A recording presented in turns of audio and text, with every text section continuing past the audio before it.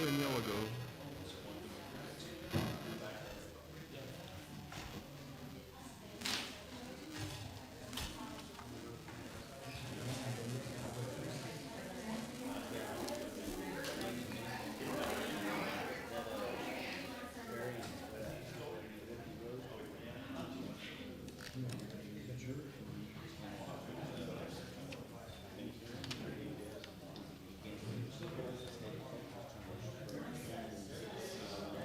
Hey, Rusty.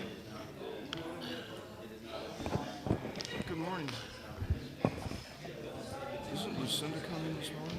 Lucinda coming this morning? Would you, somebody try to contact her? Reminder?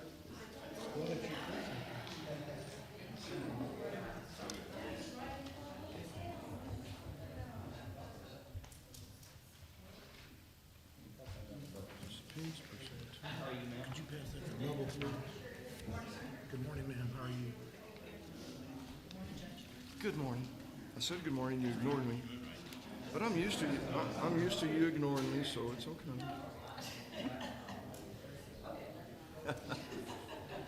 That's not true, you never do.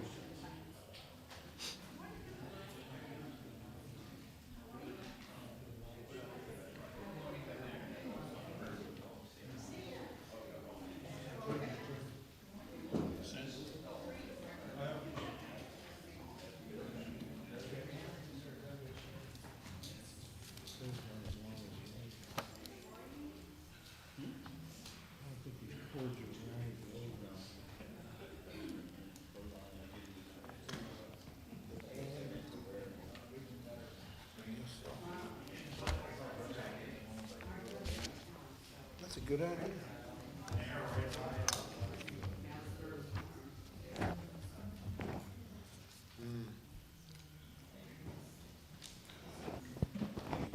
Maybe. Hard the handicapped. Oh, sorry. That's how I knew you. That's how he knew you. Yeah. So we shouldn't talk about it. Is Trent here? I don't see him. Yeah. Oh, I gotta turn this on, John.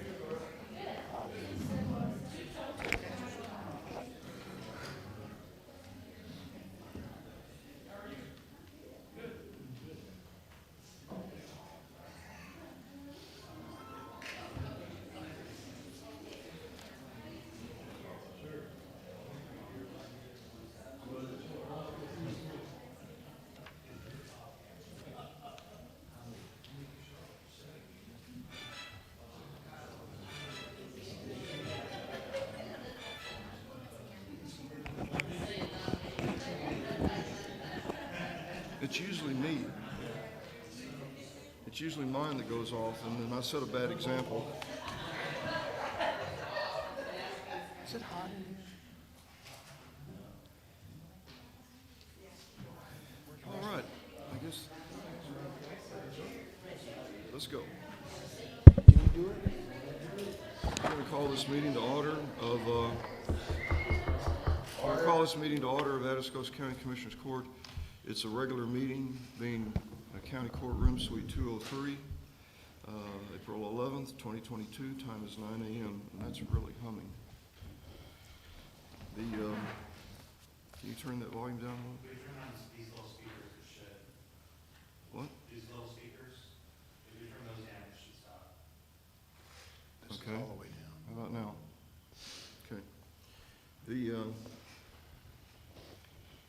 agenda item 2 is prayer and pledge of allegiance. Please stand with me for the prayer.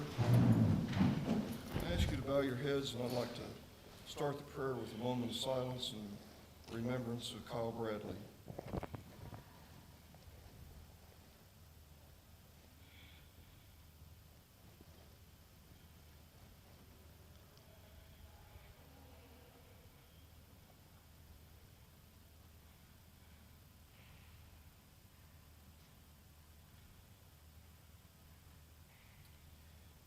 Our Father, which is in heaven, we ask you to extend your divine grace to the family of Kyle Bradley and to welcome him into your arms, and we just ask you for blessings for all of those, for his staff, and for all of those who mourn him today. We ask for your divine guidance and presence in this meeting, that we would make proper and productive and practical decisions for the county of Atascosa, and that we would always remember that we do work for the citizens, Lord, but ultimately we work for you. So we ask you to bless us in our efforts. In Jesus' name, amen. Amen. Please flag, please. Pledge allegiance To the flag of the United States of America and to the republic for which it stands, one nation, under God, indivisible, with liberty and justice for all. Please be seated. Thank you.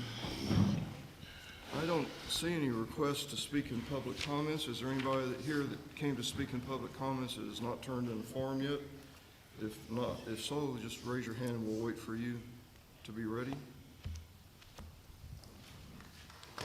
Being none, move on to agenda item number 4. Audrey Gossett Lewis, discuss and take appropriate action concerning personnel. New employee Audrey Vasquez, position assistant district attorney, pay rate $80,000, salary area 047-400-438, physical drug test pending, start date 04/18/2022. Ms. Lewis cannot be here, and she called me and said that this is a fill in the vacancy that exists, and it is specifically the Karnes County District Court's prosecutor, and she needs the spot filled, so it's been empty for quite a while. So moved. Motion by Commissioner Moulton, Second. second by Commissioner Gillespie. Discussion, all those in favor, please indicate by raising your right hand. Motion carries. Thank you. Number 5, Don Penny. Discuss and/or take appropriate action concerning the, good morning, Mr. Penny, Good morning.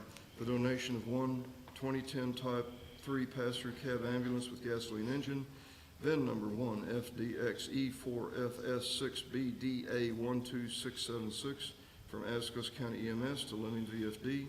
This donated unit be used throughout the county as a quick response rehab vehicle for all volunteer fire departments during any fire instance. The EMS and ambulance stickers will be removed, but all lights, sirens, and radio will remain with the unit and are operational. Mr. Penny. Good morning, Judge. As you know, I have an older unit that we are not using whatsoever. It's just sitting out in my yard. And Lemming Fire Department asked me about if they could use it for a quick response unit or rehab. Even though the county does have a rehab trailer and a rehab truck, it's kind of hard to get personnel to get and pull that heavy trailer. I have pulled it once, and it's a heavy trailer, and not a lot of people like to pull it. So with an ambulance, quote-unquote ambulance, it's there. It's automatically, just about anybody can drive it, start it, run it, get to rehab. It has plenty of counter space and plenty of cabinets. The Lemming Volunteer Fire Department said they could fill it with refreshments and snacks for, these long fires that I know the fire department's been sitting out on for 5 or 6 hours now. Plus it's got good working air conditions, everything in it. I am going to pull the EMS stickers off of it, so it takes the affiliation off of it, but all the lights, sirens, and the radio will remain in it because they need those for their use. Lemming said that they have the spot to house it in Lemming. They have a good equal area there, and this unit is not just for Lemming, it is for the complete Atascosa Fire Department to use whenever seen fit. What year model is that? It's a 10, 2010? 2010. Did I hear you say motion by Commissioner Riley? Second. Second by Commissioner Moulton. I'd like to explain the financial aspects to the public on what we're donating. And a lot of this is on me, although the commissioners are going along with me. The last 2 ambulances, we bought the trade-in box ambulance, completely outfitted. The trade-in we've been offered on these vehicles is $5,000. And that's nothing compared to No. what a new ambulance costs. And what are we spending now on the ambulance? 216? $250? Yep. So it's ridiculous. And I thought at least if we couldn't sell them, we could donate them to somebody or some other county that's starting up an EMS service or something like that. And so we've been able to repurpose one of them into autopsy transport system, and that's going very well. And we basically have, the vehicle's written off. It's one of the older gasoline engines, and it's running fine. And we've been using that now for 4 or 5 months, and it's going well. And I think that what we're donating to Lemming VFD is about $5,000, but we have excess ambulances. Yes. We have gone to all diesel. This is gasoline. It's a great repurposing of it to provide a cooling center for them, because if you're not aware of it, our ambulances do have internal air conditioning because of the patients, and not just the patients, but for the medicines, because they can be, and the electronic devices can be ruined by heat, so they have to have. Yes. So they're going to pick this up, and it'll have air conditioning in it, and it'll be ready for them to use. They can take the benches out, they can change it around to give themselves more room however they want to. I just want the public to know that this is a very frugal repurposing of these, and this is enhancing. I like it because it's assisting the volunteer fire departments. And it's you ready notice to it use right says now. all areas, so Lemming has committed to take this to all fires where there's multiple units, multiple VFDs responding, and make it available to everybody. Yes, and it's ready to use right now. Yes, sir. We have a motion second. Any other discussion? All those in favor, please indicate by raising your right hand. Motion carries. Thank you, Mr. Penny. Yes, sir.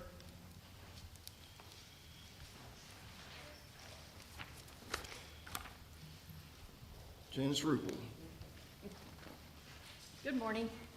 We're having this is for the May 7th election, which is constitutional amendments only.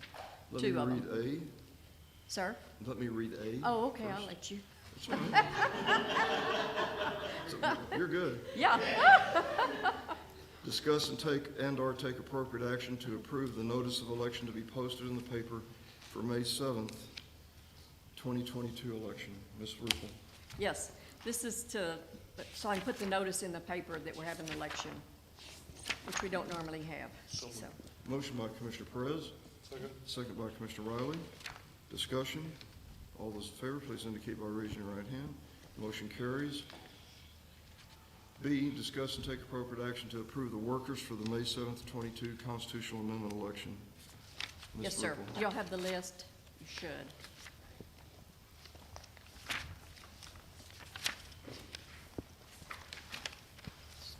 For Are everybody. we approving the locations too? No, sir, we did that back last month when we Thank you. ordered the election. Thank you for reminding me. Okay. Okay.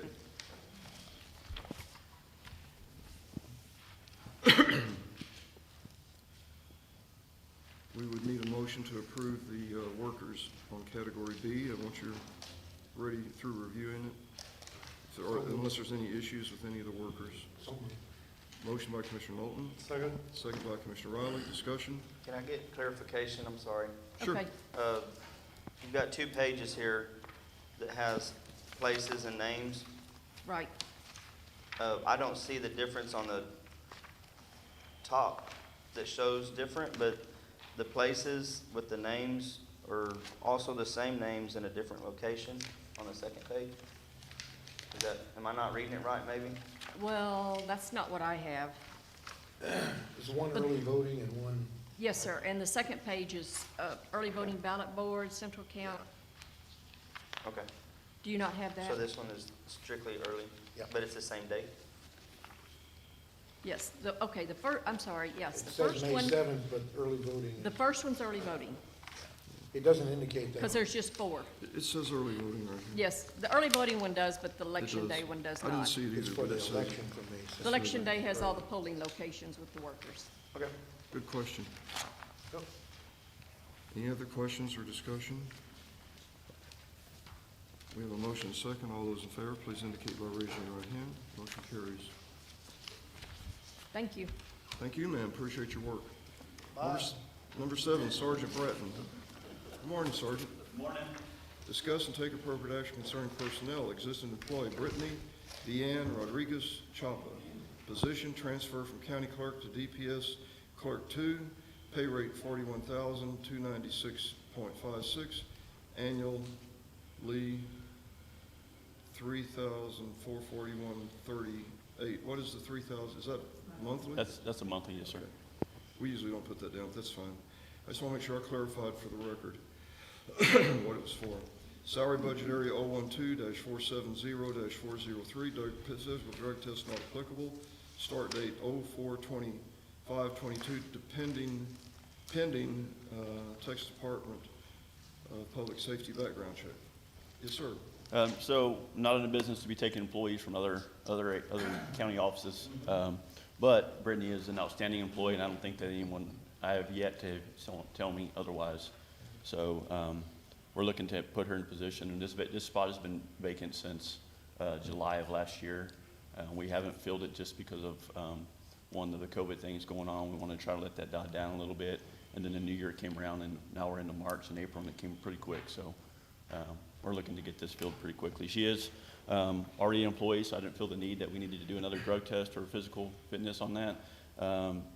The background check for DPS is pretty extensive, so there's a few things that we have left to do. Hopefully I get word either today or tomorrow on approval on that. So that's the only thing that's pending at this time. So moved. Second. Motion by Commissioner Gillespie, second by Commissioner Perez. And, I just want to say, since Yes. it's transfer all of our benefits, vacation and all that will just transfer over. It's not like an employee. Perfect. I want to make sure for the record that. and for public information, the county pays for these 2 employees in support of the DPS system. So they're still our employees that all their benefits And- continue, just the same. They run the office, I'll tell you that. I said they run the office, there's no doubt about it. We couldn't operate without them. Well, I just wanted, anybody that's hearing this, just so they understand that that is the county support as well as the building help for Yes, sir. DPS. It's not a great building, I understand, but still it's a building. Yes, sir. Well, we're appreciative. Thank you. We thank you. Yes, sir. So we have a motion and a second. Did we vote? Nope. All those in favor, please indicate by raising your right hand. Motion carries. And number 8, Daniela Martinez. Ms. Martinez, if you don't mind, go ahead and go to the podium, but I'd like to explain what we're doing both on 8 and 9. As the commissioners know, and much of the public that's been following it, for 3 years we've been trying to start a treatment program inside of the juvenile detention center.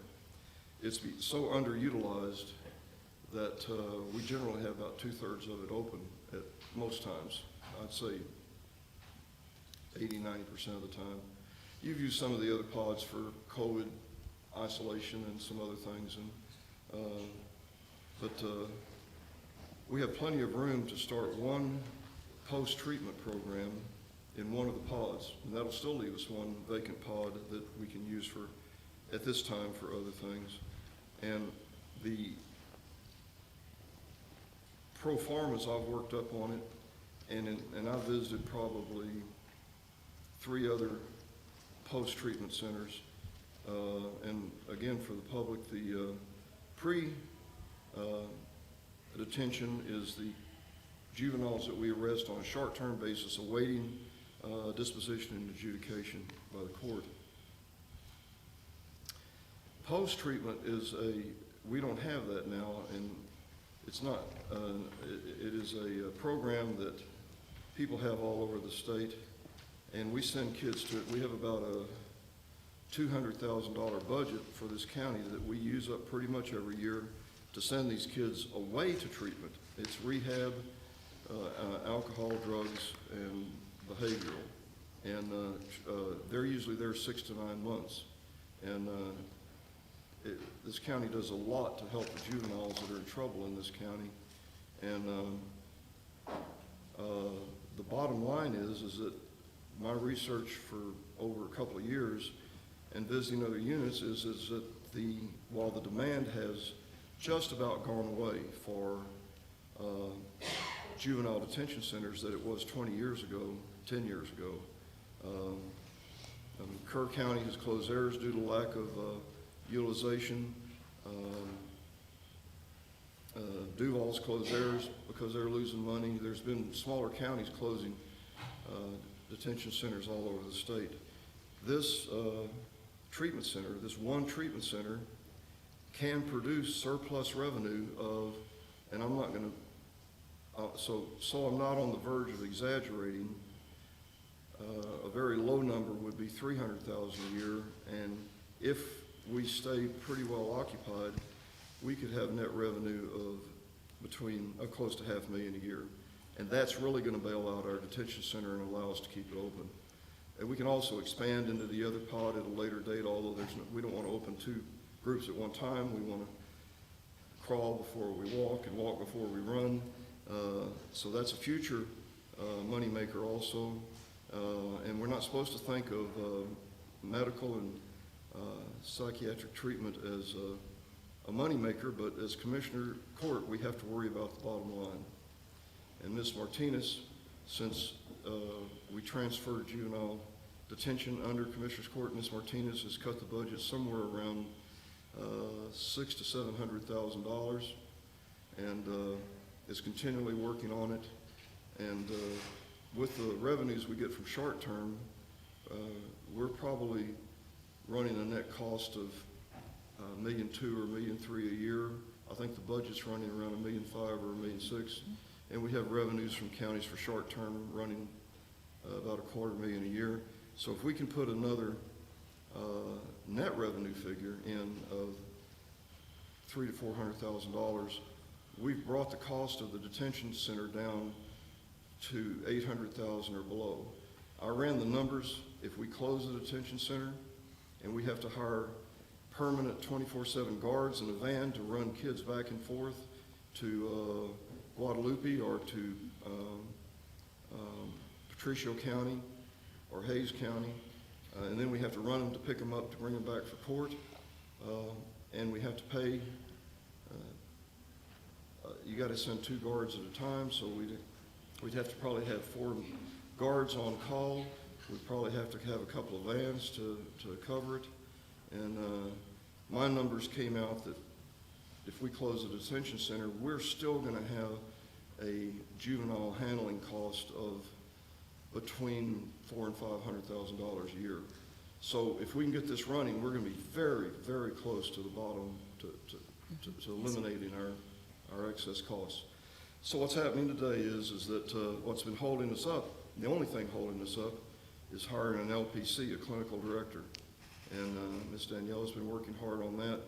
And we've got a little bit of a complicated situation. It's not really complicated, it's just it's a 2-step rather than a 1-step process. Ms. Martinez has found a gentleman, and neither one of them could be here today. John had to work, Jace had to work, and so did Ms. Sutherland. But hopefully we'll get them here for everyone to meet soon. But Jace, item 9 is Jace Allen, and Jace Allen is a fairly recent certification as an LPC, and LPCs are required to have 3,000 practicum hours. I call them practicum, whatever you would, on-the-job hours, and before they are completely released to operate on their own. And he was already under the license of Ms. Sutherland, who lives here in Pleasanton, or here in the county, and she lives in Pleasanton. And so what we're doing, and this has been approved by Texas Juvenile Justice Department after about a 3-month painful process, and that is that Ms. Sutherland is going to continue as a supervisor. So what we're going to do is we're going to lower Mr. Allen's pay as to what we had budgeted for that job by the amount we're going to pay Ms. Sutherland on the consulting contract. And then he only has 1,500 hours to go. We're estimating that to be 4 to 6 months. for him to complete those. That's what I've been told. It could be longer, it could be less. We've arranged for that, but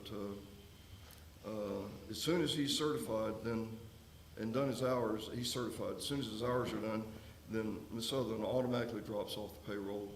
And, but in the beginning, she's going to be key to reviewing and certifying all treatment and protocol and record keeping and classroom activities and just the entire treatment program, and supervising Mr. Allen under her.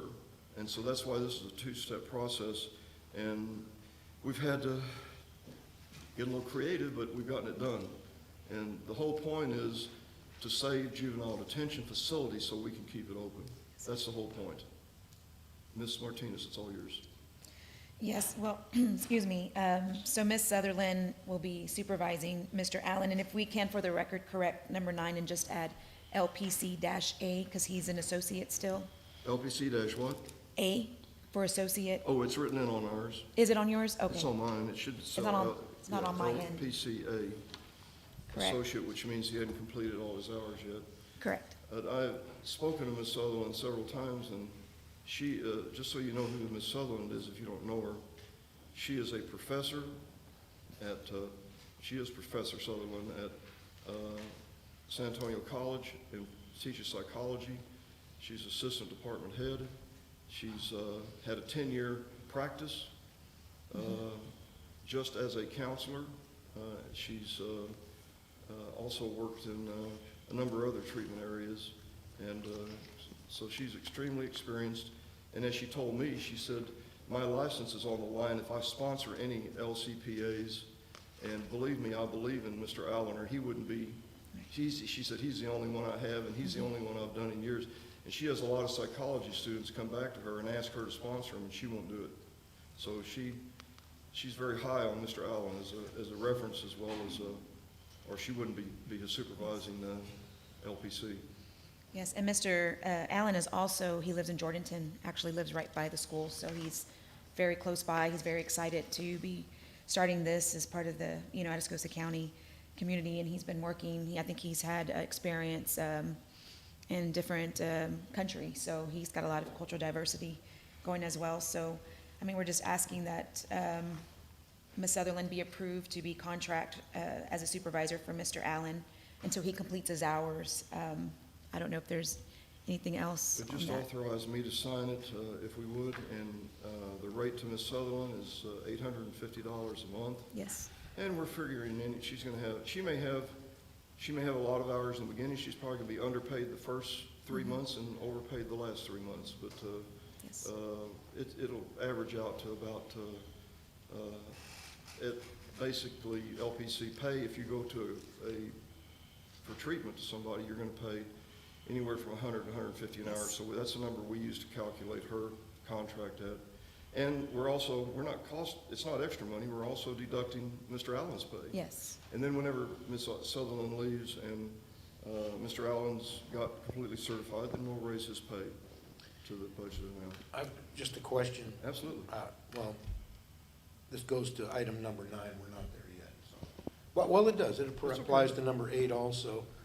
So if I understand this properly, this money is already budgeted, is that correct? Yes, sir, it's in the post budget. Okay. Yes, sir. It is, and there's already a consulting line. There may not be enough money in it. We don't know. We may have to move a little bit of money out of the amount that we're cutting Mr. Allen's pay. We may have to move over to the consulting. I understand. But the money's in the budget. But there should be some, I think, because we're already this far in, there should be some extra Well, we've funds. gone without filling the jobs post, yes, for sir. 3 or 4 months this year, so. Should be okay. We got plenty of Okay. money in the budget. Judge, yes, Yes, ma'am. can I speak on that? There is a budget, we did budget 139. We don't have income coming into that. We anticipate once it's up and running, it will be self-sufficient. But currently, we don't have income coming in there, but the detention center has funds to cover budget 139. That's really my question. Yeah, so we've looked into that, and I talked to Judge about it last week, so we're good. There may be some reserves in the detention center Yes. budget too, also that we could go to if we need. Yes. Okay, but we'll get revenue. The good news about this is that, Thank you, Tracy. TJJD, who refers and pays for, sometimes we get grants when we send a juvenile off, and TJJ will, our juvenile probation is very good about applying for these grants, so if they can get one, sometimes we'll get a grant for it. So TJJD has a large budget in Austin where they refer kids for various counties all over the state, and they have told us specifically, do not tell us that you're open until the day you're ready to take patients, because we have a backlog every day, and so that, we just think it's gonna be full. The demand is so great, TJJD has told us the demand is so great, and, you know, we'll run 6 months or so, and if it doesn't work out, it doesn't work out. But we have, just like you do in any business decision, you calculate the demand, you look at it, you see what the supply and demand is, and the central point of this is when we need to place a juvenile, we have a hard time finding beds. I just sent, I'm the juvenile judge, so I just sent one to Post, Texas. That's the closest one we could find. We'd start out trying to find the one closest to Atascosa County, so the parents can visit or have some contact if they need to, because the contact with the parents during this process is important. And if we have one here, then it's going to be very easy for the parents to have contacts, and that's a very supportive thing for the juveniles that are in the programs. So we're sending them to, there's several areas around Dallas. We send them to, and the first time we sent one as far Post was in West Texas, of course, and that's a long way. So we have a hard time finding beds. We'll have juveniles have to wait a couple of weeks in short-term detention until we can find a bed for them, because everybody's so full up all over the state. So that's another indicator. And just so you know, I know we're already up to about 40 contracts that we contract, you know, different counties that we contract with. And I've already been told by, you know, a few chiefs that they already see the process of detaining that kid pre-adjudication, keeping them there, and then just transferring them over into the program if they meet the qualifications or, you know, for the substance abuse program. So I think that would be great. So we would have them then they would just roll into the substance program. It would make it so much easier for them as well. So it looks promising. It looks good. In the back of the packet, it has the last wording, expenses to be paid by county, only those approved prior to. What expenses would there be? I'm sorry, where are you? On the back of the packet, on her Contract. contract? It says $850 a month, and then it talks about expenses. Oh, we've had those before. It would only involve going to Hays County or possibly San Benito these people are very cooperative with us, and they've basically opened their doors to give us any of their curriculum, any of their software, any of their operating procedures, and they've done the same thing that we're going through, except on a larger scale. So it might be, we're talking about maybe 2 trips. So they can probably handle it all by going to Hays County. Hays County is very good, well-run operation. I've been to see them, and that's all that is, Commissioner. It wouldn't be a significant amount of money. If I can, that particular clause is on the consulting contract, just if she incurs any expenses, she's got to come to you before, Yeah, get them it's got- approved before she does. So anything, travel would probably be the only thing I can foresee, but whatever it is, she's got to come back to you all and get it approved. Thank you. There may be some training things that come up down the road. I don't know if haven't looked at the budget lately. We may have some training Yes, sir, money we in have. there. Yes, sir. And if so, though, that would fall under training, and we might Should be be able to okay. charge it to that. Should be okay. But that's it, sir. I mean, there wouldn't be, there's no major traveling going on. Okay. Move for approval. Motion by Commissioner Gillespie, second by Commissioner Riley. Discussion? All those in favor, please indicate by saying aye. Or raising your right hand. I'm sorry, I'm in the wrong room. Thank you very much. I think that was unanimous. And then we have number 9, discuss and take appropriate action concerning personnel. New employee J. Scarrett Allen, position Juvenile Detention Post-Treatment Center Assistant Clinical Director, LPCA. So we would write in the word assistant to your agenda between program and clinical, and it would be LPCA. And then its pay rate $56,800 56,800.00, salary budget area 139-400-402. Drug test is pending. Start date is 4/11/22. Motion by Commissioner Perez, second by Commissioner Riley. I'm also told by Ms. Sutherland that he has to give 30 days notice. He doesn't have to, but the people he's with, like, they're short LPCs are short everywhere. Yes. And so they're begging him for 30 days notice, and I told Ms. Sutherland, in a meeting I had with her last week, that I asked her for two things. I said, number one, if he's got to give that kind of notice as an old expired businessman, maybe semi-expired, I understand the proper need to give notice, and I support that. But I asked her to have him tell him that instead of 2 weeks, if you want 4 weeks, then just give me a couple of days off a week that I can start working on this program. Okay. Okay? So we can go ahead and continue with the 411, start today? Yes, Okay. yes. So as soon And then as you just work it in between? talk to Mr. Allen, find out what kind of notice he needs to give and how we need to coordinate with that. The second thing I asked Ms. Sutherland was, I told her I would like this running yesterday. Yes, sir. And she said that even if she has to keep records in paper and wait for the software, I liked her comment, and wait for the software, the medical record software, they'd get the dang gum thing going. And I like that. I just know that And I know it's she unfortunate can't that we do it. have to resend him probably to some of the trainings that the last one had to attend in order to move forward. So that's the only thing I'm worried about, but I I've think had we'll that be okay. conversation with you about 6 times, yes. Yes, I sir. know. But you know me, I'd like everything Yes, to sir. happen immediately. But anyway, she said that she would, that would be one of her main goals, not beyond training, making sure it's right and getting it Yes, sir. going as quickly as possible. Yes, sir. So So we're good. we have a motion and a second. All those in favor, please indicate by raising your right hand. Motion carries. Thank you very much. Thank you so much. I appreciate y'all's support. Sorry for all the explanation, but I think it's important for the public to know what's going on. Thank you.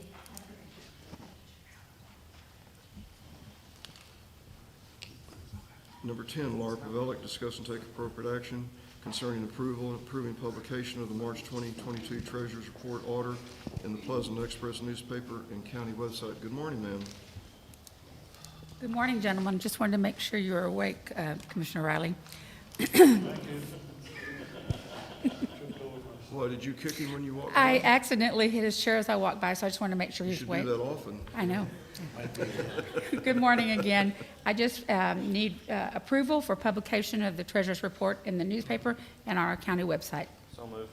Motion by Commissioner Gillespie, second by Commissioner Knowlton. Discussion, all those in favor, please indicate by raising your right hand. Motion carries. Thank you. ma'am.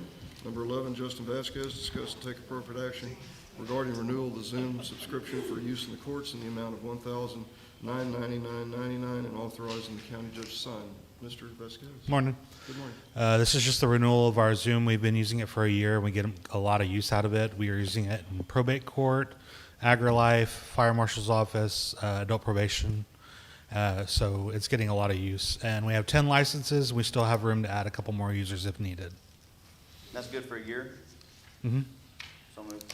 Second. Motion by Commissioner Gillespie. Second. Second by Commissioner Perez.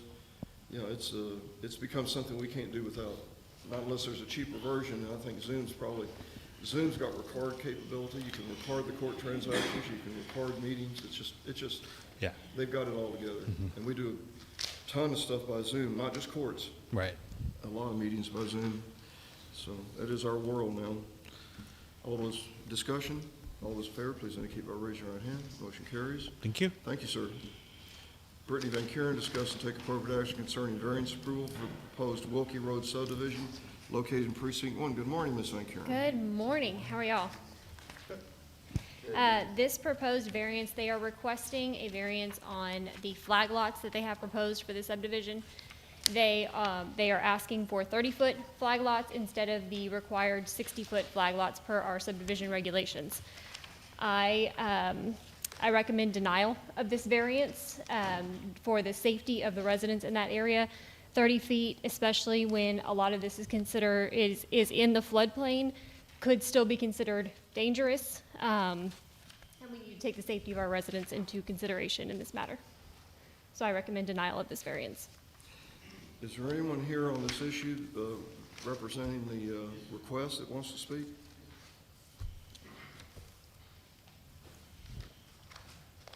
So what we would be doing was, we would be having the 30-foot flag lots, but the entrance up to the, where it expands farther than the 30-foot, that would be a shared ingress egress easement between the lots. So it would be like a 60-foot entrance, but it would be 30-foot per flag, and it would be a 60-foot shared easement going to the road.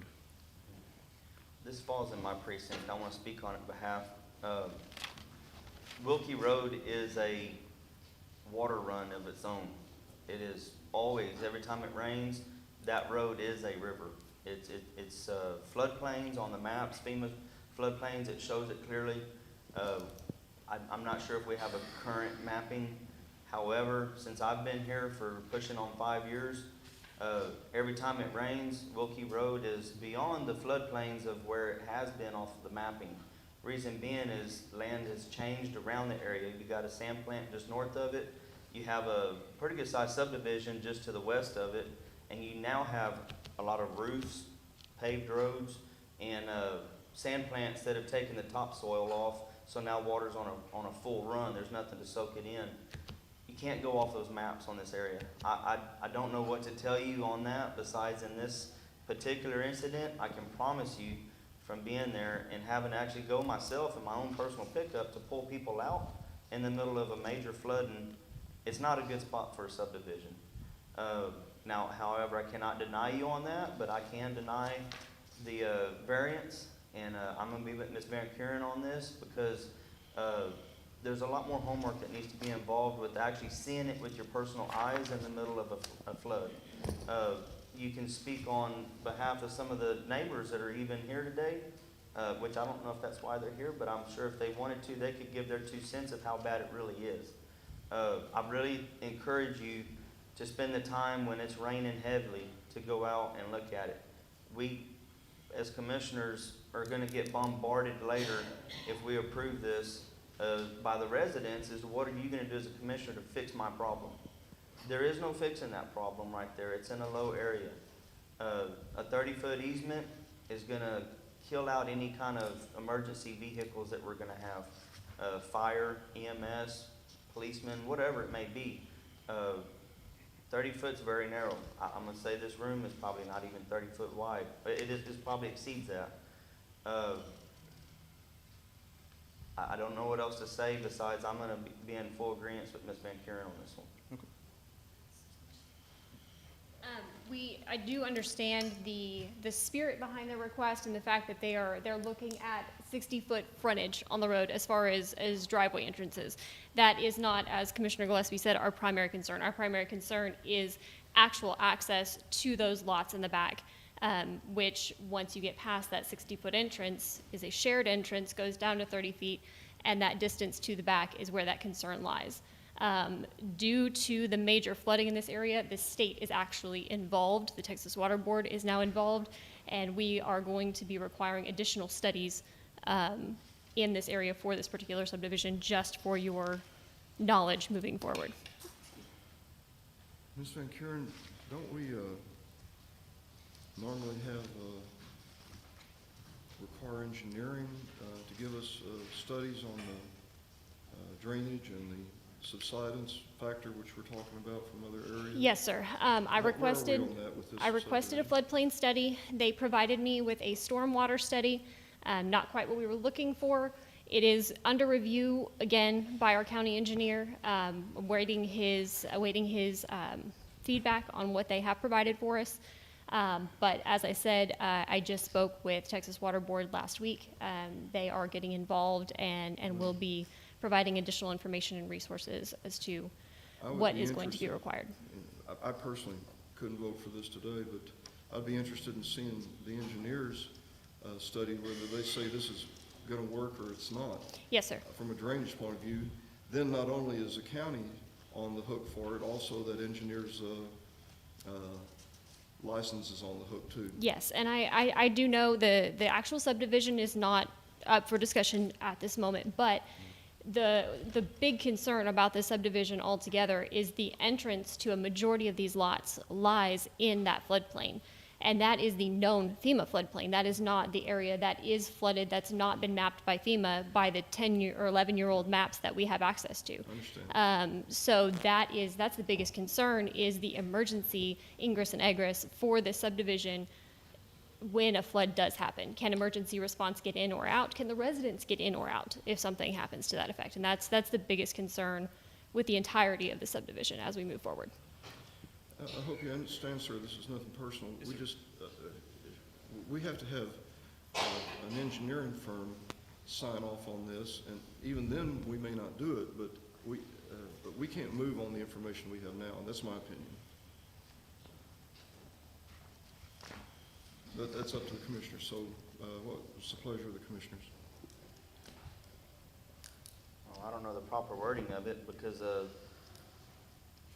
agenda states to discuss a variance approval, and we're not gonna approve it, so, well, I would say we're not. Does it just take no action? You can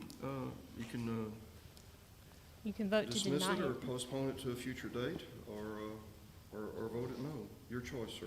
Make a motion to push it to a different date with better information. And, This is just on the variance, to be Correct. clear. So we will still consider a variance later down the road? no, I don't, that area, from seeing it with my personal eyes, I won't entertain a variance on that. So then we need to deny it. Move to disapprove then. Okay. Second. We have a motion to disapprove by Commissioner Gillespie, a second by Commissioner Knowlton. Commissioner Riley? You have the floor. I'm sorry, you were talking. Yes, sir.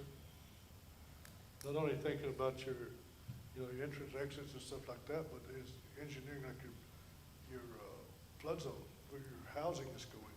You gotta think about your septic tanks. You can't put it in a flood zone, and different things like that. That's other things to think about when you're doing this. Because I'm dealing with some of that right now, So you gotta look at your engineering. You gotta make sure it's all up and up. I'm gonna speak again, if you don't mind. There's another area in the county where it wasn't in the floodplains where the homes were gonna sit, but the driveways to get to the homes were, okay? No one wants to drive through the mud, no one drives through the water, so they build those roads up. Now they're flooding themselves out at their home. They've turned that water. And I can really just see the same thing happening here. And to be honest with you, that is illegal. So Right. that happening is not legal. Right. Now, it can be done, if I understand right, but you gotta go through the channels and chains through FEMA to have it remapped, and, because it's not interfering just you, it's interfering with everyone downstream of where that water may be going. I know that, this young lady right here could say with the sand plant just north of them, that change of flow and water put a damage on their property. And it's just north of the property that you're talking of here. Engineers can recertify the floodplain height too, that are licensed to do it. I've had personal experience with it, so that's an option too. That's why you need to get engineering involved, and we're not lying to you. We still may not approve the variance, but if I were you, I'd really research that floodplain, because you're going to be your money's going to be on the line on it, and get a good engineering guide on it. This is the engineer for the project. Oh, I'm sorry. The developer is not here. This I is, apologize. he's representing the engineering. You didn't introduce yourself and just start talking. Mason. Intrepid Surveying and Engineering. I'm sorry, I didn't mean to insult you. Oh, it's okay. Engineers are thick skin. Hey. Anyway, we have a motion and a second to, I know you have a motion, I don't know about a second. We yes, got a we did. second. I announced it. All those in favor, please indicate by raising your right hand. Motion carries, so it is denied. Thank you. Thank you, sir. Number 13, Brittany Van Kuren, conduct public hearing on approval of the replat of the Highland subdivision, lot 15. We're going to open a hearing on it, so Ms. Van Kuren, would you explain to us what the hearing is about? Yes, sir, And this then we'll is, take testimony. this is the replat of the Highlands subdivision, Lot 15. Grady with Rakowitz is here if you have any questions about that. That is in precinct 2. Good morning, Judge. Good morning, Commissioners. It's kind of a strange subdivision plat. It's basically, there's an existing lot, and then there's a 2-acre tract behind it that is landlocked. There is no access to it.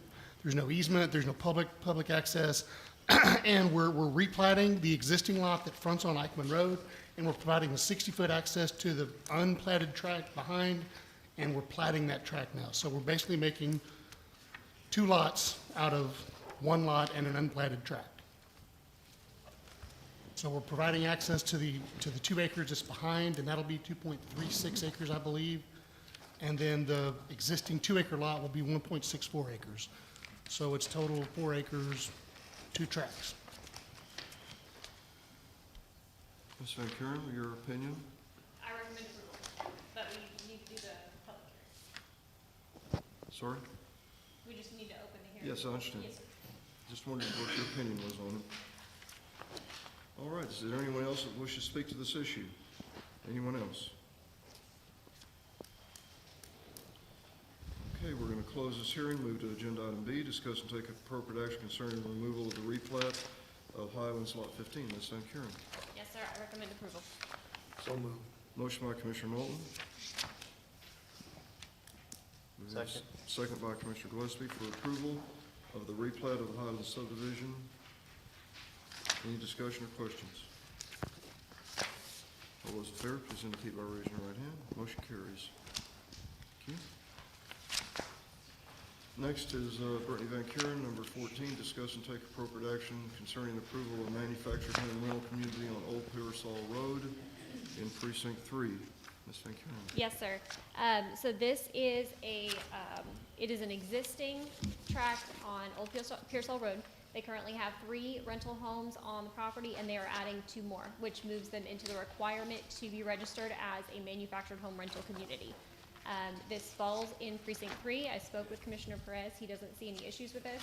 I also spoke with Rex Newman, and he says that this will be the limit for that size of lot, the number of homes that are out there. This will end the homes going out there. So if they want to put any homes in the future, they will have to come back, and we'll have to have a much different conversation at that point in time. So this is just for the next 2 homes, which would put it at a total of 5 on that property. And 5 is also the limit for the trailer park, right?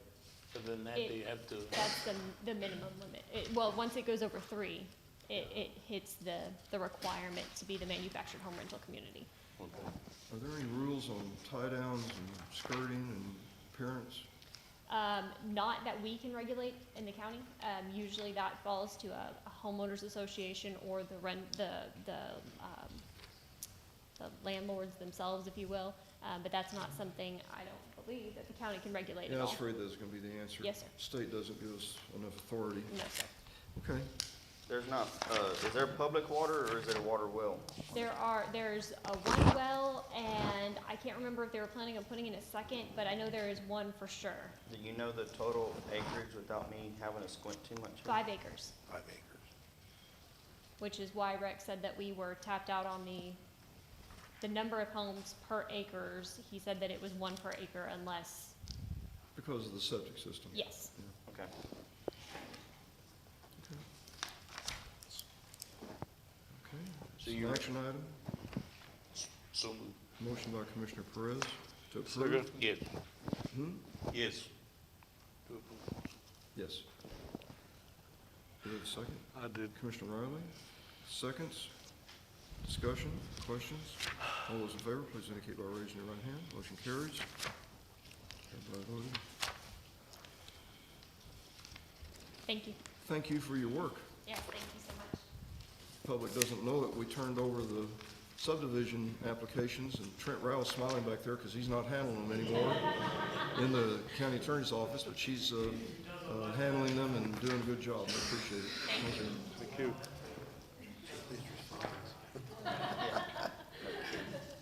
Number 15, Sheriff Sauer, discuss and take appropriate action to approve and accept the donation of 2 ITT Excellus military grade night vision monoculars valued at $6,151.18 to the Atascosa County Sheriff's Office from an Atascosa County citizen. Sheriff Sauer. Yes, sir. Gentlemen, we have a citizen in the county that was wanting to make a contribution, donation to the sheriff's office and the purchase of these 2 night vision monoculars, which would be used for law enforcement operations, of course, after dark. So moved. Motion by Commissioner Gillespie, second by Commissioner Perez. Sheriff, do you need are you gonna take care of it, or if you need it, I'll be happy to do a letter verifying. I'll take care of it, Judge. Yeah, okay. Just wanna make sure if you need us to do anything. But I will CC you on it, though. Thank you. Well, that's okay. Just wanna make sure if you need any help. We do it a few times. Okay, all right. Thank you. No, Thank that's a you. good deal. We have a motion and a second, discussion. All those in favor, please indicate by raising your right hand. Motion carries. Thank you, Sheriff. Thank you. Number 16, Lucinda Vickers. A, discuss and take appropriate action concerning transferring all remaining funds from the county attorney's budget line 012-404-426 to line item 012-404-402 to create a new secretary position. Good morning, Ms. Vickers. Good morning, Judge. Good morning, Commissioners. I'm here to ask that I currently have 5 assistant county attorneys, and because of the advent of everything having to be online and all of our new processes that we've adopted in the county attorney's office, what we're in desperate need of is another administrative position. So we could probably operate on 4 assistant county attorneys, and we'd like to convert that 5th one into a secretarial position, and I think at the salary of $38,221.60. The position that we're trying to eliminate pays a salary of $68,947.52. And so obviously the secretarial position or the administrative position is well within that amount of money. So we'd like to convert that 5th attorney position, basically create another admin position. And what that's, I guess, then goes into B, unless you have any questions about A. Now, why don't we do A? Okay.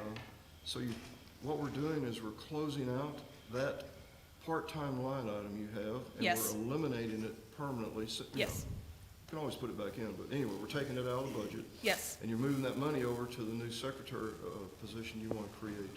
Yes, and then we are eliminating Attorney 5 and using the remaining, some of that money, converting it into So the next thing you need to do is move some of that money from that attorney spot over to finish creating the secretarial position. Exactly. Okay, well, let's vote on A. So did we have a motion and a So second moved. for that? Motion by Commissioner Riley, Second. second by Commissioner Gillespie. Discussion. All those in favor, please indicate by raising your right hand. Motion carries. Now we'll go to B, which you'd already gotten into. Discuss proposed budget changes for remaining budget year and our 2023. So what I'm hearing is that you want to take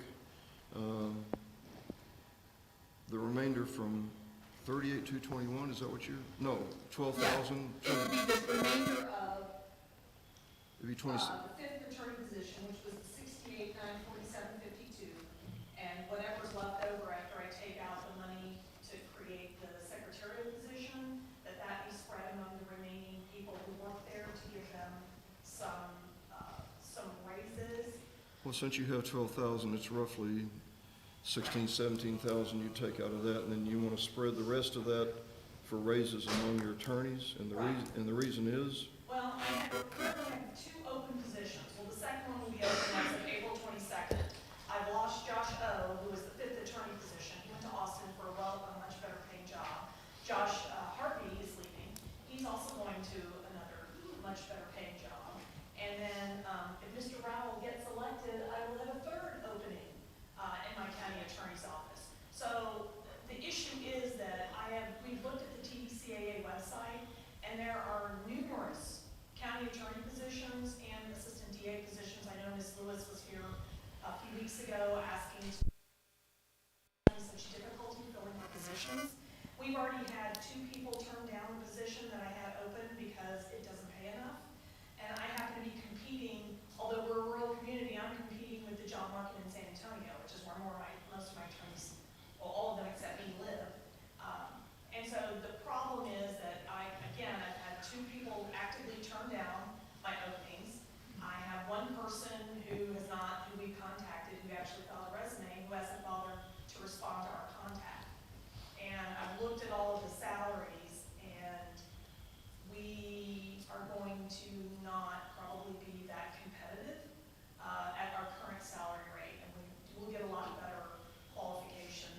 people if we can raise our salary even a little bit. So right now, I've got 2 positions open. I have been unable to fill them.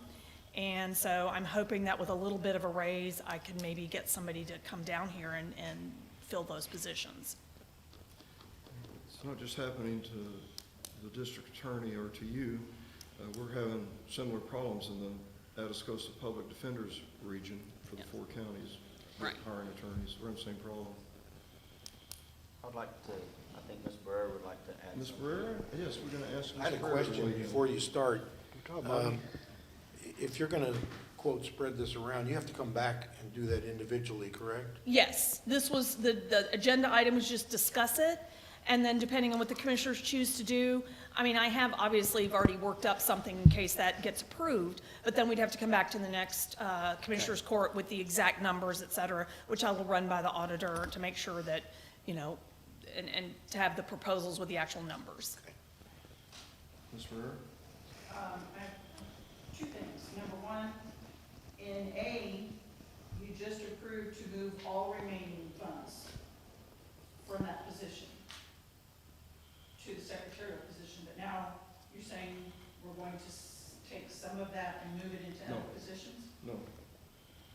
No, what Ms. Vickers is asking for is to create a new secretarial position, transfer those funds into that. But in A, y'all approved transfer all remaining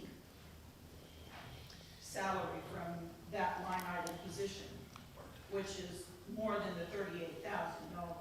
Yeah, that's a little bit. Oh, I thought, Do we have the wrong line item down there?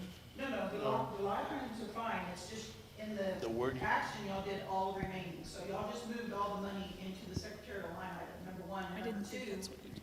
for the past 2 years in budget workshops, we've discussed giving people raises by taking the position and divvying up the monies, and I believe that that was not something that commissioners were going to allow. Again, it's your decision on what you decide, but Even the Let's deal with this one at a time. Your first point is, secretarial position, I'm sorry. so that we're saying all remaining funds from that part-time account, which I believe only had about $12,000 in it.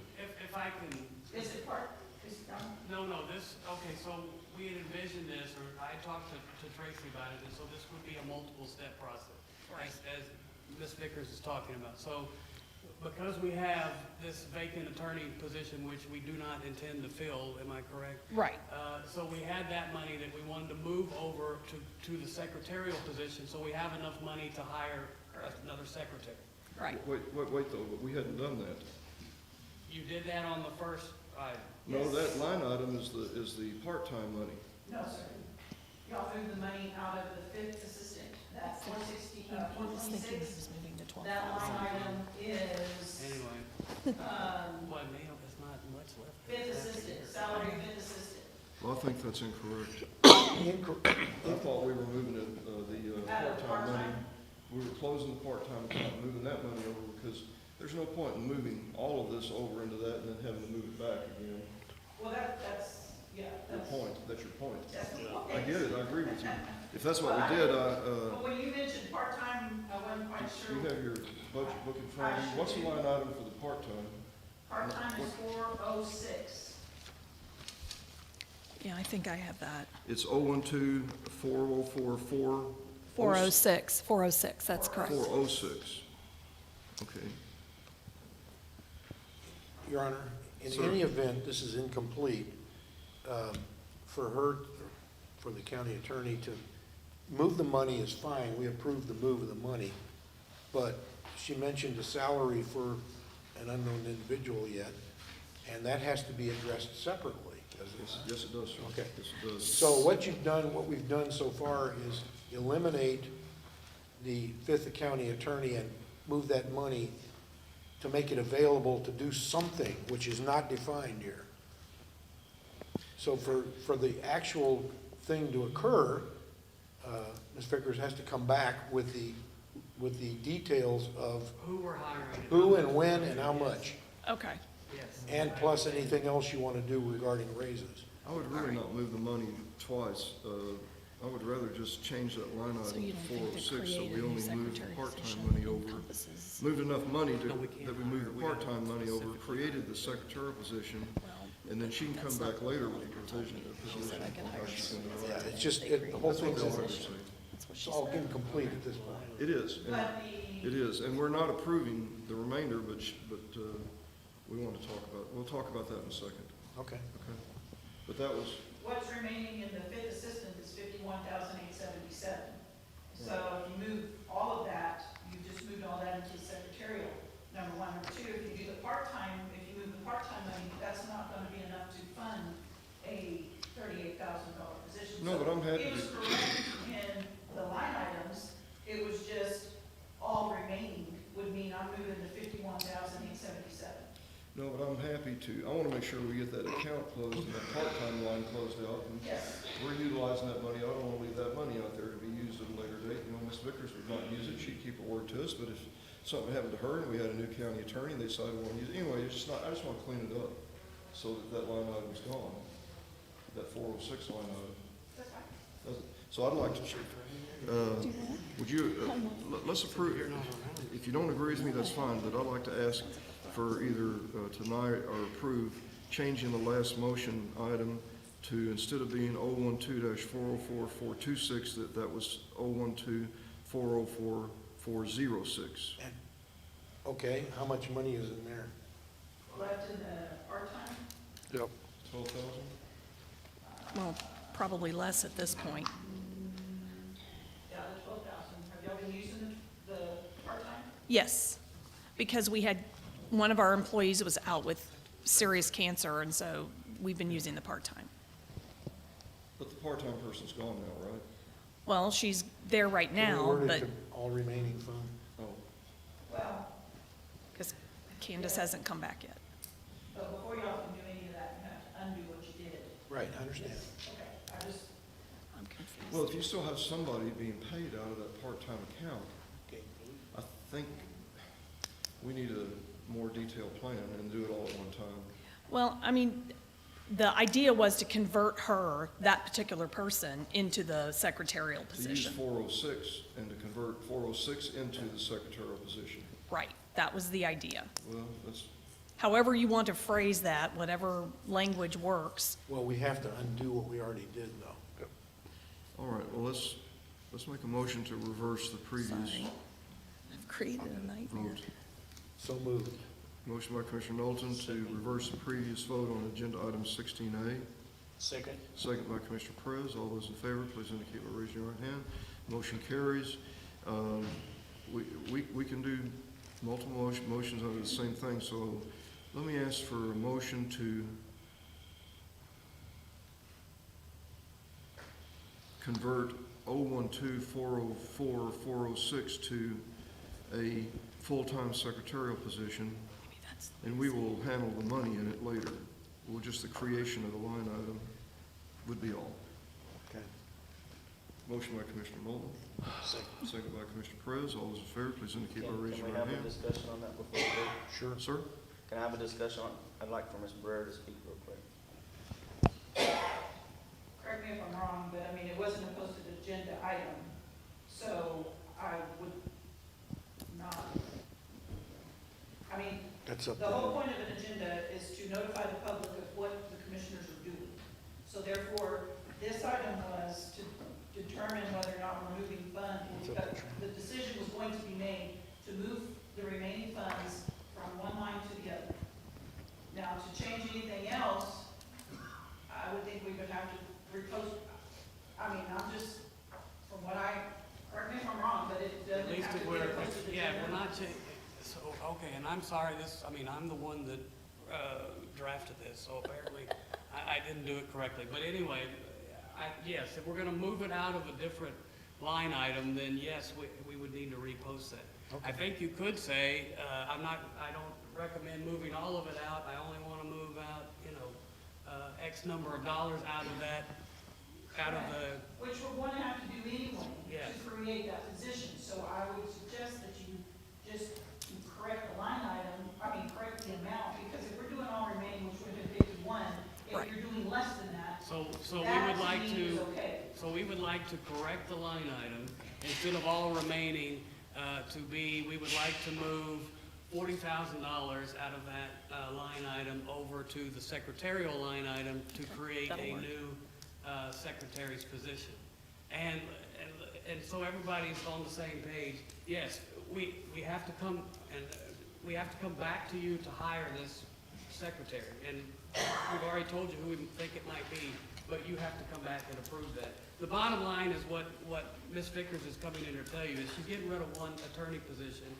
We would need another admin position, and then she's gonna come back to you and tell you, just like the DA's office, she can't hire anybody because, we had a gentleman set for this agenda item, and he was on board right up until the city attorney's office. How long has he been practicing?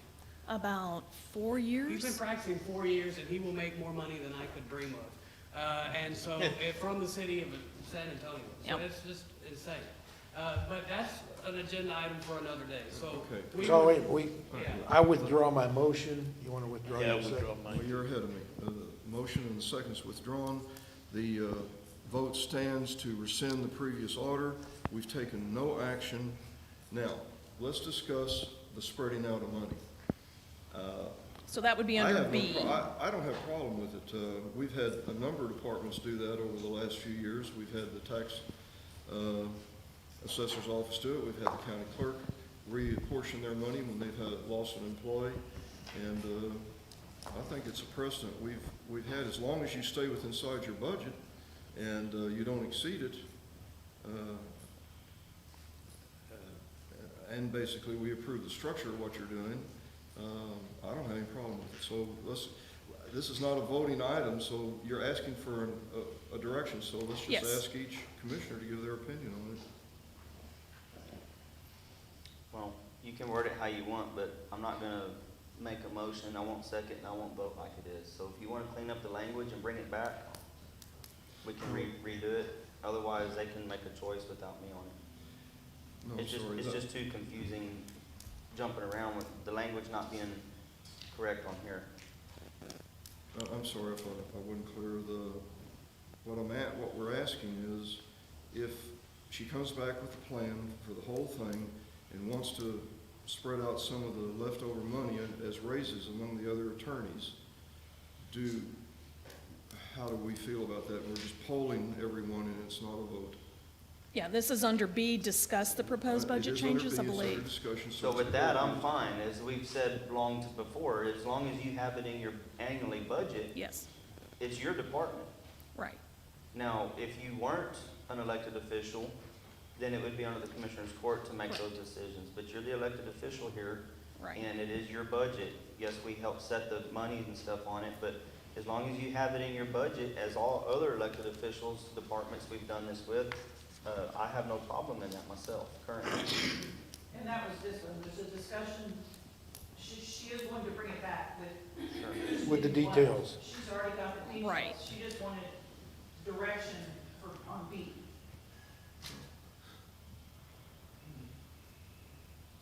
I agree with them. I agree with Commissioner Gillespie. You know, clean it up, bring it back in the right direction. I'm the same way. Okay. I think we're okay with your plan. I'm sure it'll be well studied and thought out, but we still reserve the right to look at it. But other than that, I think you've got a green light. All right, Just please restructure it differently. And if time is an emergency, we can call a special meeting.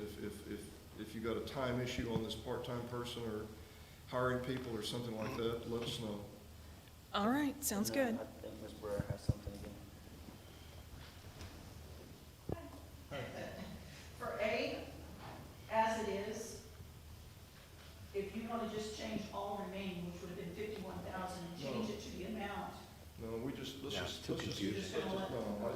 we're getting way off, trying to sort all this out, and I'd rather just, come back with a single written plan that we It's okay, pass, Trent. with the right, account numbers. I thought I put the wrong account number down, Mr. Rail. Thank you for falling on your sword. Oh, yeah, that's what I'm good for. No problem. And it was my fault. I wrote all this, I created this. Is that all right? Back. Just But yeah, we'll just bring it back to us next meeting. We'll take care of it. All right, Okay. thank you. Thank you.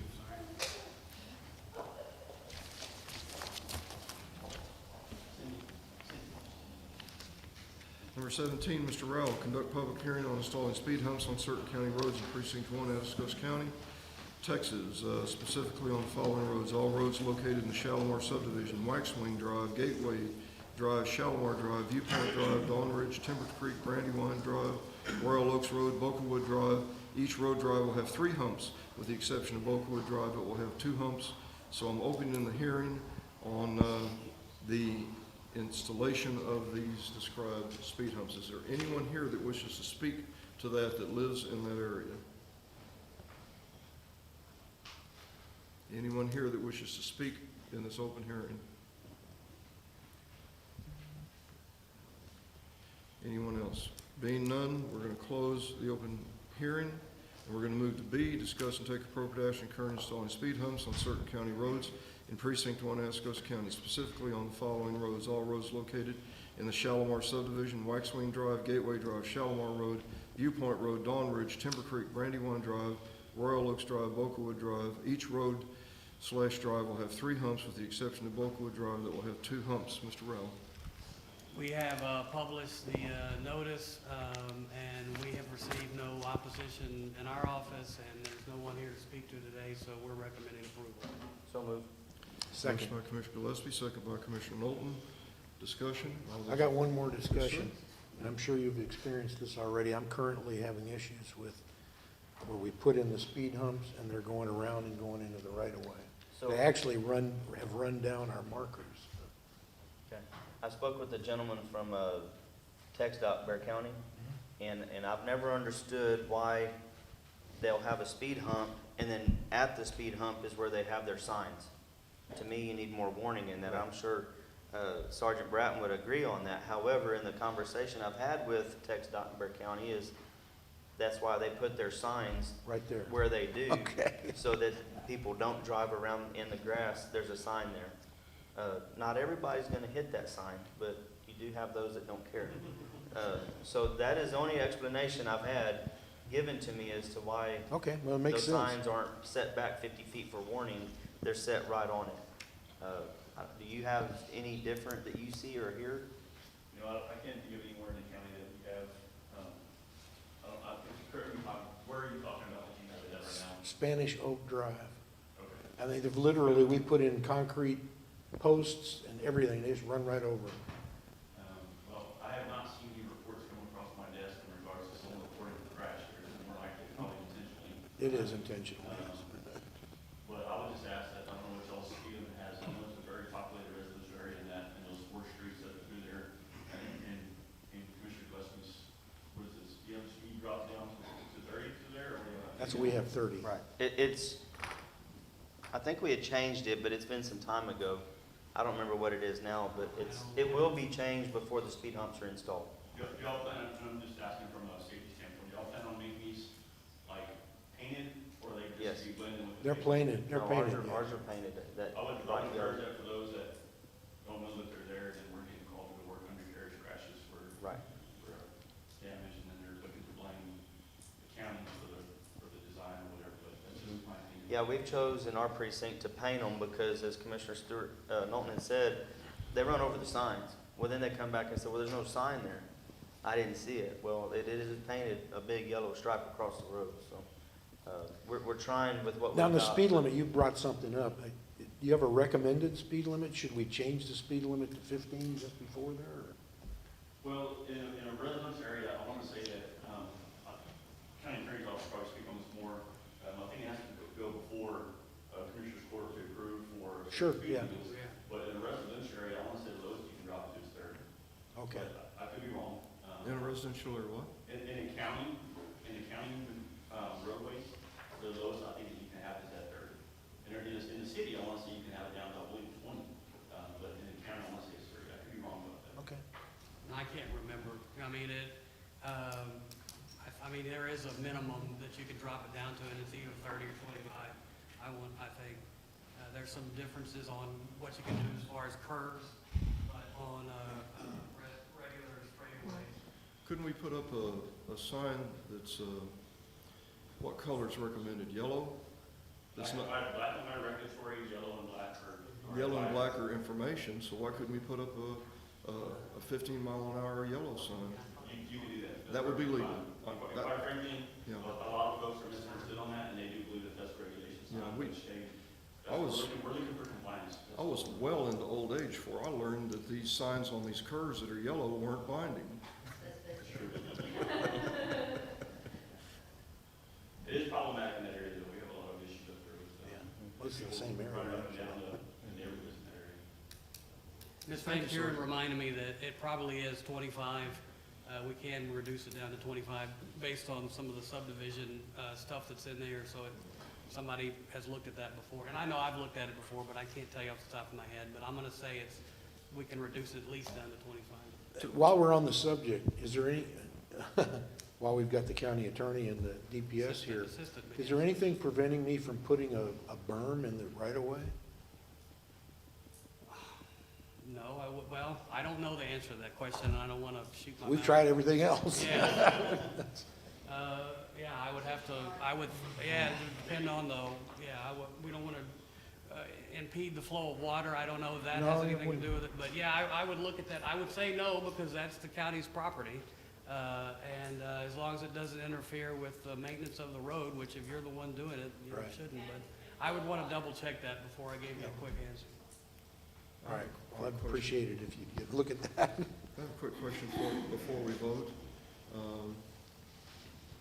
On the yellow signs, on the caution signs, so if we did put a sign up, say 15 miles an hour, would you get back to us and let us know what the procedure would be, whether we have to bring it here, or since it's not a legally binding speed limit, if the commissioner can do it without approval, or what we have? I think that's a new thing for us, but So I do have think done we'll my look at it. turns that way, if you recall. Mhm. All my roads that have a yellow curb sign, I brought it to court, and we just took what we felt was correct for that curb, and we put a little 4-inch by 4-inch sticker, 15 mile an hour, 5 mile an hour, whatever it may be. And I brought that to court, and there was 15 or 20 of them that we had done. We did them also. okay. So Well, I that's our would say it's the precedent, we ought to same. keep doing that. I think it ought to come to Commissioner's Court, but I was just asking for. I'll double check it. If it doesn't have to, I'll report to you. I think it gives public notice by doing it here. don't Yeah, I that's think the- that's probably a good idea. Yes, it Yeah. gives more public notice of what the change is. Alrighty, we have a motion and a second on B, right? That's where we are, so everybody in favor, please indicate by raising your right hand. Motion carries, thank you. Commissioner Riley, number 18, discuss and take appropriate action concerning granting EVX Eagle Ford Partners LLC a road bore permit for an 8-inch poly line under CR 413. A check for $500 been returned in the treasurer's office. Commissioner Riley. Yeah, so this permit to EVX Eagle Ford Partners to put do a road bore, under County Road 403 down the patching area. And ask for approval. Second. Motion by Commissioner Riley, second by Commissioner Knowlton. Discussion, questions? All those in favor, please indicate by raising your right hand. Motion carries.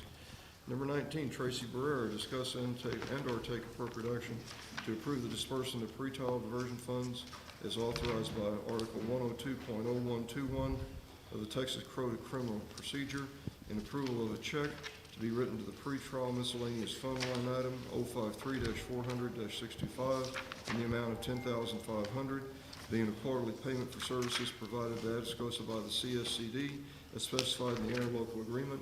Payment will be released after Trent Rowell in the county attorney's office has viewed and approved it. Ms. Barrera, good morning. Thank you. We do this every quarter, and I just got the thumbs up. He's approved it, he reviewed it and approved it. So moved. Motion by Commissioner Gillespie. Second. Second by Commissioner Perez. Discussion. All those in favor, please indicate by raising your right hand. Motion carries. Thank you. Number 20, Tracy Barrera, discuss and take appropriate action concerning the trade-in on the following items from Road and Bridge Precinct 4, a 1974 Cat 12G serial number 61M 15673 for a trade-in value of $38,500. A 2013 Cat 420F VIN CAT 0420 FV SKRO 1465 for a trade-in value of $35,000 for a grand total trade-in allowance of $73,500. Ms. Brewer. Commissioners, Judge, Commissioner Riley brought this to me to trade these in, and according to local government code, Commissioners Court has to approve any trade-in prior to that happening. Move for approval. Second. Motion by Commissioner Gillespie, second by Commissioner Riley.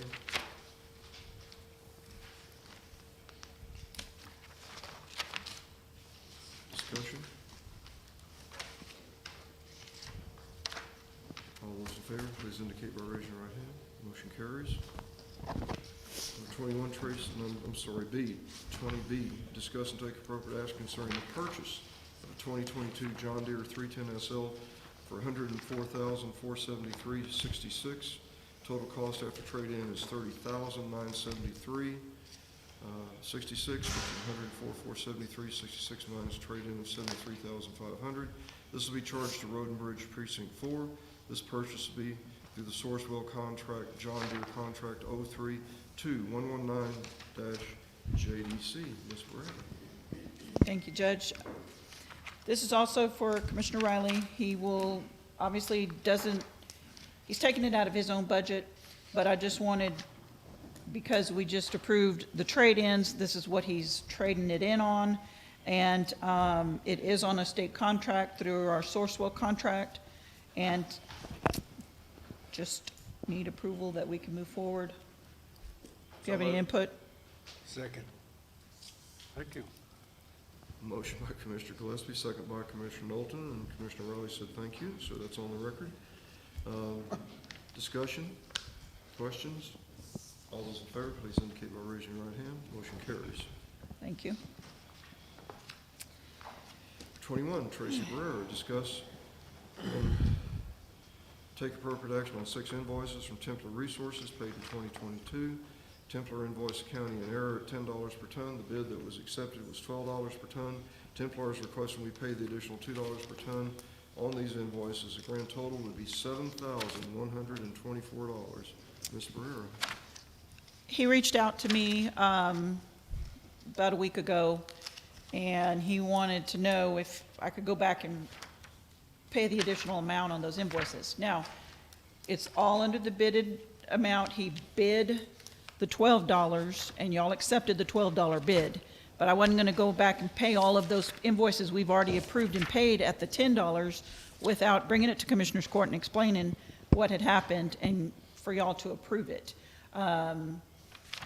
Again, when the invoices come in, as long as it doesn't exceed what has been budgeted, we don't question it. So I wasn't going to call and say, hey, you know, you invoiced us wrong.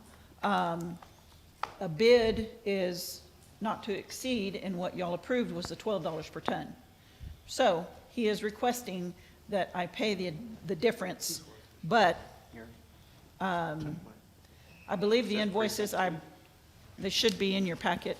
They are, and I believe they're all this year, right? They're all for 2022. They've been since January. So several of these were, I mean, it's been all of the commissioners. I think if you look at the invoices. You have 5 invoices that add up to $7,124. Questions or motions? It said, I was just asking who's this for, and Mark indicated, or Commissioner Gillespie indicated it was mine. I think a little bit of all of them. It's a little, if you look at the invoices, it'll say precinct 1, precinct 3, precinct. So this is through All Atascosa invoices. Materials though, right? Because we contracted with them to deliver this stuff. This is the actual product. This is the millings that he bid on. So this is just, it doesn't have anything to do with the hauling. This is just the actual product, the material. But is this project, this material, was it bought through Atascosa Material? I don't know, because I don't recall seeing any, It don't matter who it went through. yeah, it doesn't matter. You're paying for just the material, not the hauling, whether it was your truck or so-and-so down the road. Right, that has nothing to do with it. He just, Your material, our material, whoever purchased it, you're paying Templar for just the material, not hauling. Okay. I'm not involved, I just asked a question. I didn't buy anything from Templar for us, I know. I'm just curious, because I don't recall signing any invoices from Temper. The invoices should be in there, so I don't know if you look at the invoices, it should say precinct 1, precinct 2, precinct 3, precinct 4, whoever. Does it say that in the top, I believe, top left area? Yeah. Okay, so if you look at, there's 6 invoices there. I believe the majority of them were precinct 3, is that correct? Correct. Yeah. So, I mean, it's just the material. They invoiced us $10 per ton, and he had bid the $12 per ton. Now, he realized he was invoicing us incorrectly, and he wants the rest of the money. Where did the $10 figure come from all of a sudden? No, he'd been, I mean, he started that in, Is he selling it to somebody else for $10 and to us for $12? I don't know. I didn't ask him that. I'll ask him. I don't know. So I just didn't feel comfortable doing this since we had already paid the invoices. Invoices were closed as far as I was concerned. This is something that needed to be brought before Commissioners Court and discussed. And it's ultimately your decision. So I only have one question, and that is, and I'm sure the answer is yes, but you are going to take the payment and you're going to disperse the different amounts in the subtext to each different account that the. Yes, extra absolutely. To each Yes. different precinct. Yes. Okay. Several of those were for the state project, for the Tech Dot projects anyway, so. Yeah. But I just wanted to present it to Yeah, y'all, That's all out of that grant money, right? most of it, uh-huh.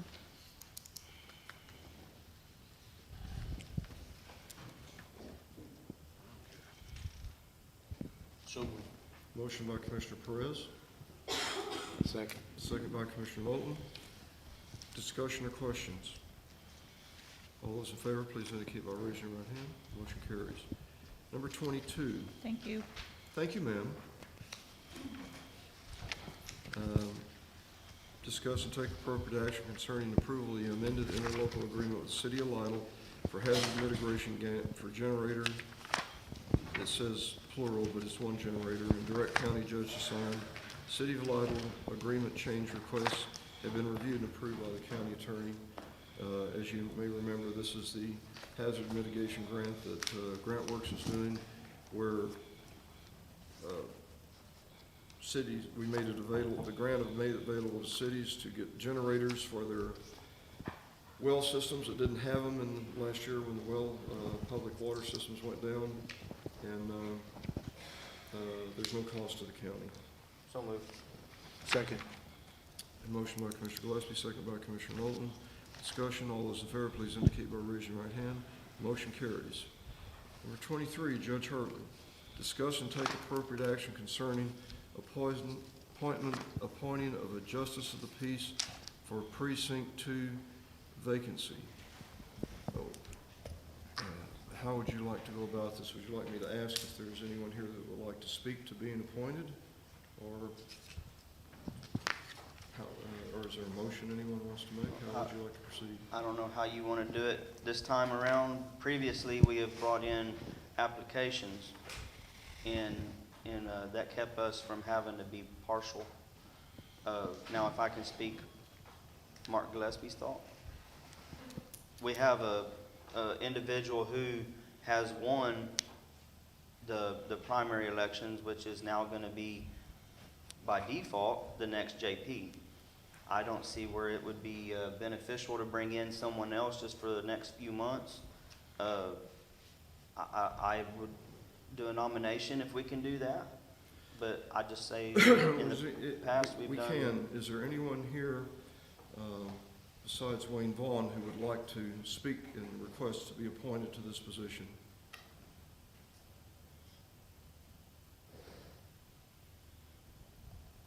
I hear nothing. No one? Third time, nobody wishes to speak to it? Then my view, I'd appreciate if you make that motion. Take a motion to accept Mr. Wayne Vaughn as our appointed JP 2. Precinct 2. Precinct 2. Now, let me ask you a question, because we're going to have to think about three things, I think. One, Mr. Vaughn's gonna have to get a bond. He's got to take the oath, so the appointment will take effect today, but the actual taking office will not take effect until he takes the oath of office. And we need to, and the auditor may want to speak to this, so we need to do an audit of the books out there.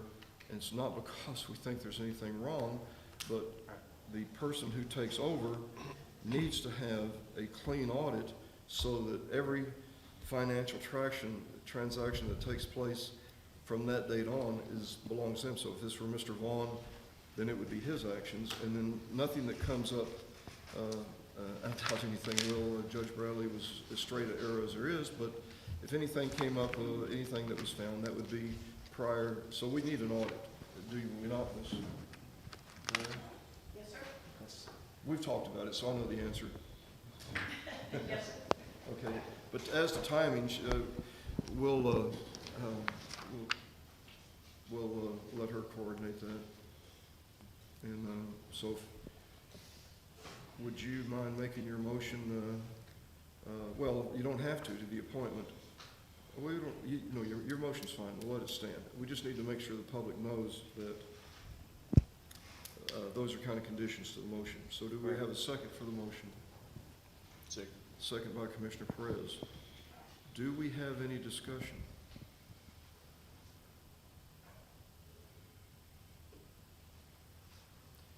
Questions? Being none, I'll call for the vote. All those in favor, please indicate by raising your right hand. All right, we have 1, 2, 3, 4 affirmative. Do you wish to vote no or abstain? Abstain. Abstain. Commissioner, please put in the record that Commissioner Knowlton is abstaining from the vote. Motion carries. Congratulations, Mr. Vaughn, on your election victory, and I'm sorry it had to come this way, but even though we talked about an audit, I think you're going to be taking over a pretty clean operation. Judge Bradley wouldn't, I don't think, would tolerate anything inappropriate in his place. But he'd been sick the last year, and so, you know, maybe a few things they need to look at to help catch up, but I'm sure it won't be Kyle's fault. Yeah. Yes, he's a very good man. All right, well, we move on. Congratulations. I'm sure you're capable of working out how you want to take your oath. You can go to, I guess you can go where you want, but Rick's insurance to get the bond? Yes. Yeah, and the county pays for it? Yeah. Go to Rick's Insurance and get your bond set up, and then they'll send the bill to the county so you don't have to pay for it, and then bring your bond to Ms. Gonzalez. And then you'll be okay to be sworn in after that, and coordinate that with, please, with, or just let me know or the auditor knows so that we can make sure the county takes care of its business. And we wish you nothing but success. Okay.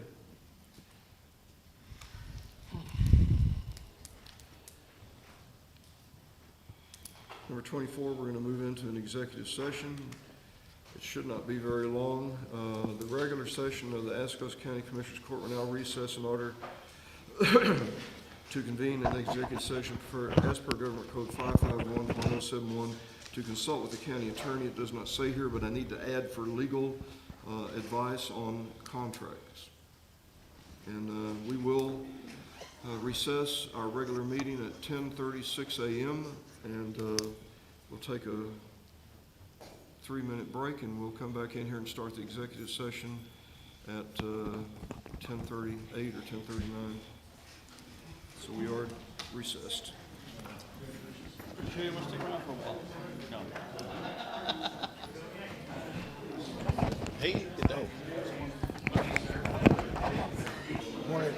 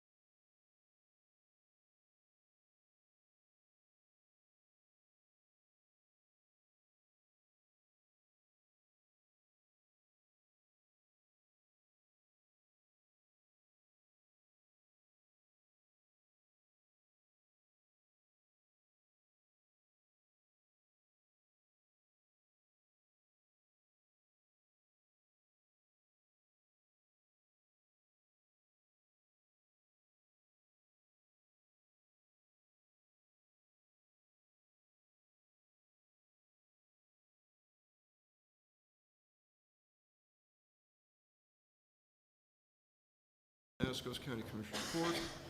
It is April 11th. The time is 11:17 a.m. And we're going to move on to agenda item number 26, discuss and take appropriate action concerning discussion in executive session. I make a motion to authorize the county judge to provide notice of non-renewal to Trila, Texas Rio Grande Legal Aid on a contract to expire in September, a notice of May 1st, 2022. Termination on May 1st. Correct, termination on No. May 1st. I'm sorry, a notice of termination on May 1st. Notice of non-renewal. Non-renewal, sorry, thank you. We're not terminating. Thank you, sir. Thank you for straightening me out. Notice of Yes, non. authorizing the county judge to provide notice of non-renewal to Texas Rio Grande Legal Aid contract on May 1st, 2022. The contract will end September 2022. Perfect. Second. Motion by Commissioner Gillespie, second by Commissioner Riley. Discussion. All those in favor, please indicate by raising your right hand. It is unanimous. Do you need any more? You have a motion, okay? Yes. Okay. I saw you curiously writing. Yeah. Okay. All right, number 27, discuss, take appropriate action concerning the following 2022 budget line item adjustments and/or budget amendments for the following. And it's just for Just the one, the TJPC. They've gotten some additional money from the state, and we put it into residential services, and she actually needs it in psychological, so she's requesting we move it. Just a line item adjustment, moving money. So moved. Second. Okay. A motion by Commissioner Gillespie, second by Commissioner Moulton for approval of agenda item 27 for the line item adjustments. Any discussion? All those in favor, please indicate by raising your right hand. Motion carries. Number 29, discuss, review, and take action accepting and approving the invoices and payroll. So the invoices are,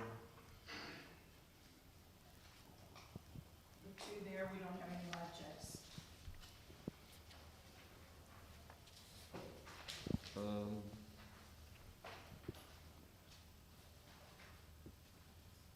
already approved, and there's no live checks, and the payroll is $2,272,277.79. Make a motion to accept all bills to be paid and payroll. Second. Motion by Commissioner Gillespie, second by Commissioner Moulton. Discussion, all those in favor, please indicate by raising your right hand. Motion carries. Discuss, review, take action on reports submitted. This is the first meeting of the month. We do not review the reports until the second meeting, so 29 is not a valid agenda consideration in this meeting. Number 30 is comments from commissioners with no action to be taken. The next regular Commissioners Court is set for Monday, April 25th. Does anyone have any comments they wish to make? If there is none, we are adjourned. Thank you.